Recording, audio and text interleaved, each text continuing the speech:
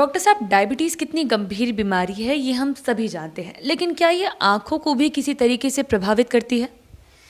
निश्चित ही अगर देखेंगे तो डायबिटीज़ बहुत ही गंभीर बीमारी है और जिस तरह से डायबिटीज़ भारतवर्ष में पांव पसार रहा है तो हमें लगता है कि अगला 8-10 वर्षों में हम diabetic capital of the world हो जाएंगे, यानी कि सबसे ज़्यादा डायबिटीज़ हमको हमारे यहाँ मिलेगा। और डायबिटीज़ अब उसके कोई क्रॉस सेक्शनल सोसाइटी नहीं है, किसी को मिल जाता है। और डायबिटीज़ आँख के लिए बड़ा ख़राब बीमारी है, क्योंकि मरीज कितने दफ़े कंप्लेन करते नहीं हैं, रोशनी कम होती है तुमको लगता है कि मोतियाबिंद से कम हो रही है, जबकि फैक्ट होता है कि डायबिटीज़ से रोशनी जाते रहती है। और जब हम देखते हैं और जांच कराते हैं तो कितने दफ़े डायबिटीज़ से गई हुई रोशनी लौट के आ नहीं सकती है। इसीलिए कोई अगर डायबिटिक पेशेंट हो तो नियमित अंतराल पर साल भर 6 महीने पर कोई दिक्कत ना हो तो भी पर्दे का जाँच करा लें, ताकि फर्दर दिक्कत होने पर हम लोग इनको और दिक्कत होने पर कोई जाँच कराएँगे और उचित उपचार करेंगे। तो डायबिटीज़ जो आँखों में आजकल है, डायबिटीज़ आँख में आप देखेंगे तो ब्लड में उसको कोएगुलोपैथी ब्लड में दिक्कत होता है, तो ब्लड से दिक्कत होता है डायबिटीज़ का। और डायबिटीज़ का आँख में जो तकलीफ़ होती है, मूलतः डायबिटीज़ तो वैसे हर अंग को असर करता है, मोतियाबिंद को भी असर करता है कि मोतियाबिंद डायबिटिक पेशेंट वाले लोग में उसको मोतियाबिंद डायबिटीज़ वाले पेशेंट लोग मोतियाबिंद का ऑपरेशन के पहले डायबिटीज़ के पेशेंट को कंट्रोल करना होता है और तब करना होता है। इसके अलावा डायबिटीज़ पेशेंट को जिसको कि रेटिनोपैथी है, उसमें अगर मोतियाबिंद का ऑपरेशन किया जाए तो वो बढ़ जाता है। तो यानी कि ऑपरेशन से पहले हमको रिस्क बेनिफिट रेशो देखना है, क्या रिस्क ले रहे हैं और क्या बेनिफिट हो रहा है। और अब मोतियाबिंद के साथ ये है कि मोतियाबिंद तो जैसे हमने कहा कि मोतियाबिंद का एकमात्र इलाज ऑपरेशन है। ऑपरेशन के बाद लेंस जो लगाए लेंसेज की रहती है। इसके बाद ऑपरेशन के बाद आपको जो कुछ दिन तक पोस्ट ऑपरेटिव परहेज करना होता है, जो हमने जिक्र कर दिया।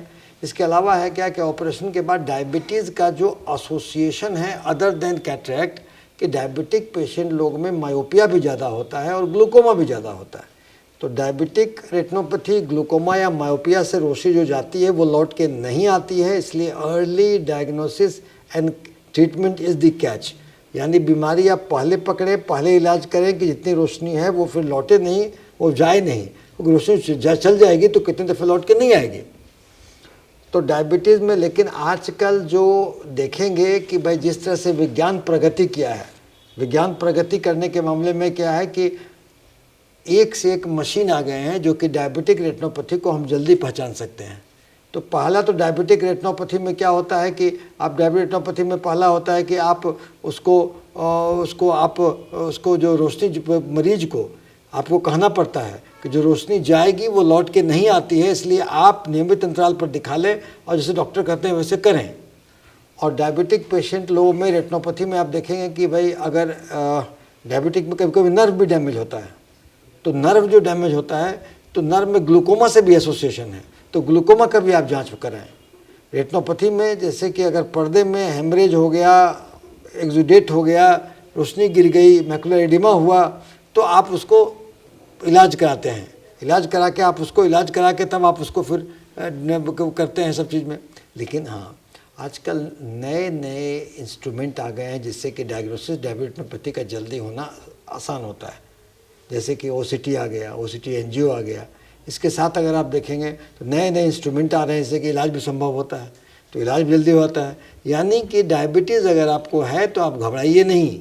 डायबिटीज़ आँख के लिए ख़राब बीमारी है, मगर आप अगर कॉन्शियस रहिएगा तो आपको डायबिटीज़ कुछ नहीं बिगाड़ेगा।